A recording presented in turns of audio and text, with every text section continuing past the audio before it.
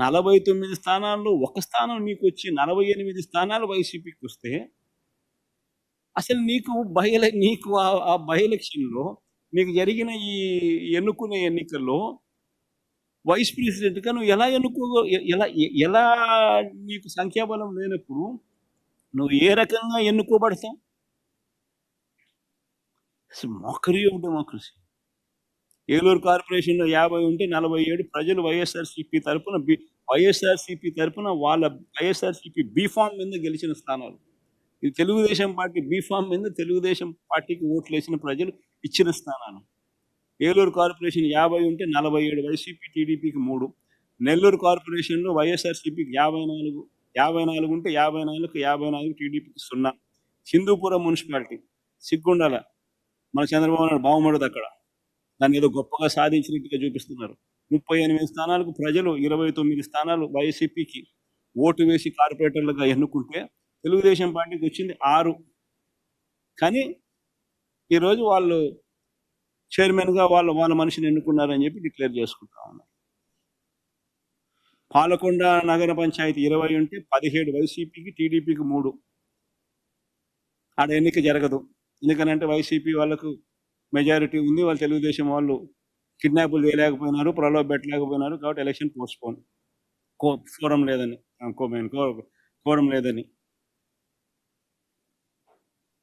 Tuni municipality 30కి 30 వైసీపీని, తెలుగుదేశం పార్టీకి 0. ఆడ ఎన్నిక పోస్ట్పోన్.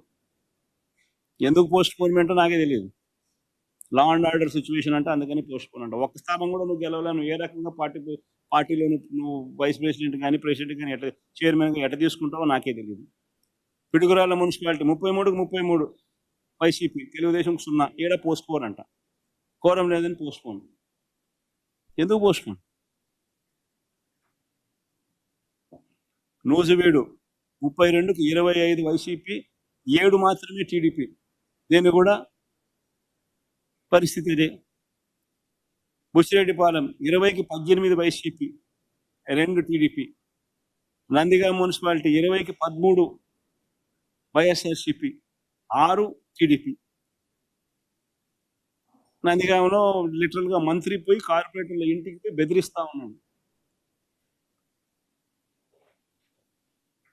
ఓటింగ్కి వస్తే చంపేస్తామని బెదిరిస్తా ఉన్నాడు. పోలీసుల సమక్షంలో మంత్రి పోయి ఇళ్ళకు పోయి చేస్తా ఉన్నాడు. ఈ మాదిరిగా ప్రజాస్వామ్యాన్ని అధికారంలో ఉన్న వాళ్ళు ప్రొటెక్ట్ చేయాల్సింది పోయి కూలీ చేస్తూ ఉంటే అసలు ఎందుకు ఎన్నికలు జరపాలి? మీరే డిక్లేర్ చేసేసుకోండి, రాదు మున్సిపల్ చైర్మన్లు మీరే అని చెప్పి డిక్లేర్ చేసేసుకోండి, అయిపోయింది కదా, సులభం కదా. ఇదే మేము అధికారంలో ఉన్నప్పుడు ఒక చిన్న ఘటన చెప్తాం. వైఎస్ఆర్సీపీ అధికారంలో ఉన్నప్పుడు మొత్తం వైఎస్ఆర్సీపీ స్వీప్ చేసింది. 2 చోట్ల మాత్రం టీడీపీ గెలిచింది. తాడిపత్రి అండ్ దర్శి 2 చోట్ల మాత్రం టీడీపీ గెలిచింది. తాడిపత్రిలో 38 స్థానాలకు వైఎస్ఆర్సీపీ 18, టీడీపీకి 20 గెలిస్తే 2 స్థానాలు టీడీపీకి వైసీపీ కన్నా ఎక్కువ ఉన్నాయి.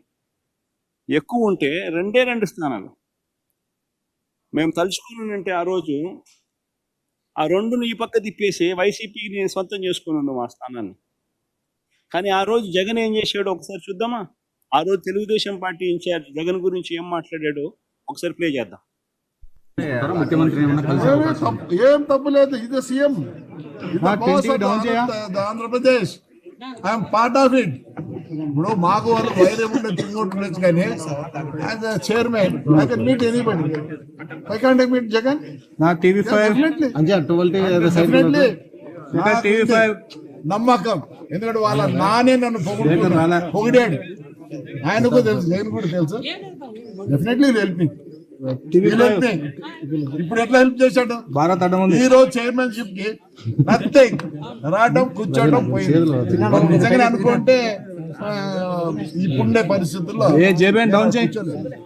Hats up to Jagan.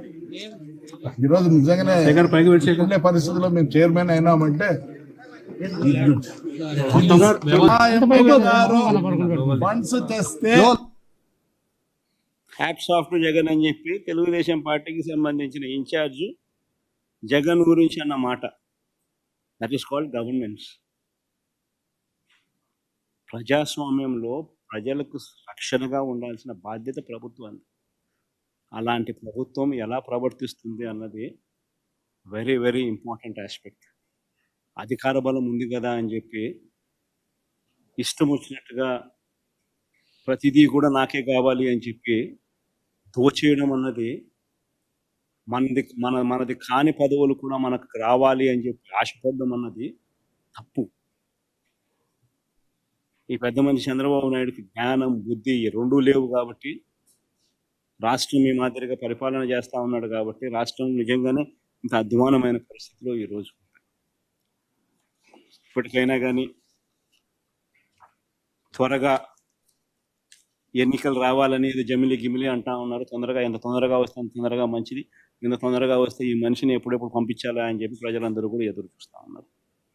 ఇప్పటికే చంద్రబాబు నాయుడు గారిని ప్రశ్నించే స్వరాలు ఇప్పుడు పెరిగినాయి. రాబోయే రోజుల్లో చంద్రబాబు నాయుడు గారిని చొక్కా పట్టుకునే రోజులు కూడా దగ్గరలోకి వస్తాయి. రాబోయే రోజుల్లో ఆ తర్వాత వీళ్ళను తరిమి కొట్టే రోజులు కూడా దగ్గరలోనే ఉంది. వీళ్ళు చేసే పరిపాలనను చూసి ప్రజలు ఆ లెవెల్లో వెక్స్ అయిపోయి ఉన్న పరిస్థితులు ఈరోజు రాష్ట్రంలో ఉన్నాయి. అంత దారుణంగా ఈరోజు రాష్ట్రంలో పరిపాలన సాగిస్తూ ఉన్నారు.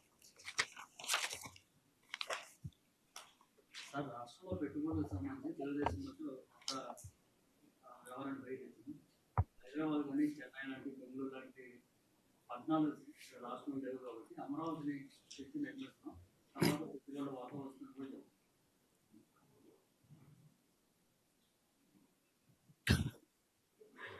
పెట్టుబడులు రావాలి అని అంటే రాష్ట్రం గురించి నువ్వు గొప్పగా చెప్పడం మొదలుపెట్టాలి. నువ్వంతటి నువ్వే ఎక్కడ పడితే అక్కడ రాష్ట్రంలో లేని పరిస్థితులను ఉన్నట్టుగా నువ్వంతకు నువ్వే రాష్ట్రం గురించి నెగిటివ్గా చెప్పడం మొదలు పెడితే ఏ రకంగా కాన్ఫిడెన్స్ ఇస్తావు? డావోస్ దగ్గర నుంచి నీతి ఆయోగ్ దాకా ఈయన స్టేట్మెంట్లు ఏ ఇన్నా చూడండి, రాష్ట్రంలో లేని పరిస్థితులు ఉన్నట్టుగా ఈయనంతటి ఈయనే ఇంప్రెషన్ ఇస్తూ,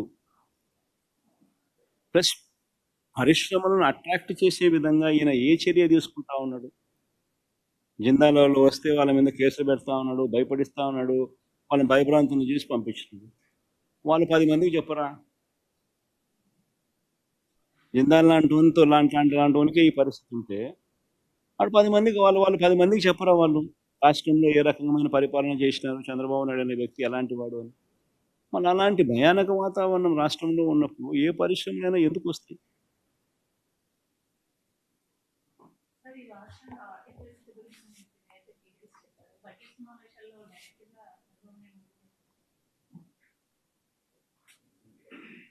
చంద్రబాబు నాయుడు గారు అనే వ్యక్తిని ఇంత ముందు కూడా ఎన్నోసార్లు చెప్పినా కదా. బేసికలీ ఏంటంటే ఇవన్నీ నేను మీకు క్లుప్తంగా మీ ద్వారా ప్రజలకు ఇవన్నీ నేను ఎక్స్ప్లెయిన్ చేయగలిగిన. నాకు మినిమం ఇంత టైం పట్టిందా? నేను ఎవరిని మధ్యలో చంద్రబాబు నాయుడును అనవసరంగా తిప్పింది లేదు, అనవసరంగా మాట్లాడింది లేదు, రాజకీయ స్టేట్మెంట్లు కూడా మధ్యలో ఎక్కువ చేసింది మీరు. కానీ మినిమం అయితే ఈ మేరకు అయితే టైం కావాలి కదా. ఈ మేరకు మినిమం టైం నాకు ఇవ్వగలిగితే, ఈ మేరకు ప్రజెంటేషన్ మనం చేయగలిగితే, ఈ మేరకు ప్రజలకు అర్థమయ్యేట్టుగా మనం చెప్పగలుగుతాం. ఇది ఎప్పుడు జరుగుతుంది? ప్రతిపక్ష నాయకుడి కింద ప్రతిపక్షం అన్నది ఎన్ని సీట్లన్నా ఉండదు, పక్కన పెట్టమ్మా. ఉండేటి 2 పార్టీలు, ఒకటి అధికార పార్టీ, రెండోది ప్రతిపక్ష పార్టీ. సో ప్రతిపక్ష పార్టీని ప్రతిపక్ష పార్టీకి యాక్సెప్ట్ చేయడంలా.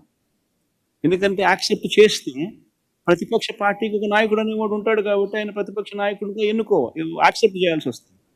యాక్సెప్ట్ ఒకవేళ చేస్తే నువ్వు చంద్రబాబు నాయుడు గారికి ఎంత మైక్ టైం ఇస్తావో అపోజిషన్ పార్టీ లీడర్కి కూడా అంతే మైక్ టైం ఇవ్వాల్సి వస్తుంది. అది ఇవ్వడం నీకు ఇష్టంలా కాబట్టి నువ్వు యాక్సెప్ట్ చేయడంలా. నువ్వు 175 మందిలో ఒక ఎమ్మెల్యేకి ఎంత సమయం ఇవ్వాలనో అంతే సమయం నీకు ఇస్తాను అని అంటే ఇవన్నీ ఎప్పుడు ప్రజలకు చెప్పగలుగుతాం? ఎలా చెప్పగలుగుతాం?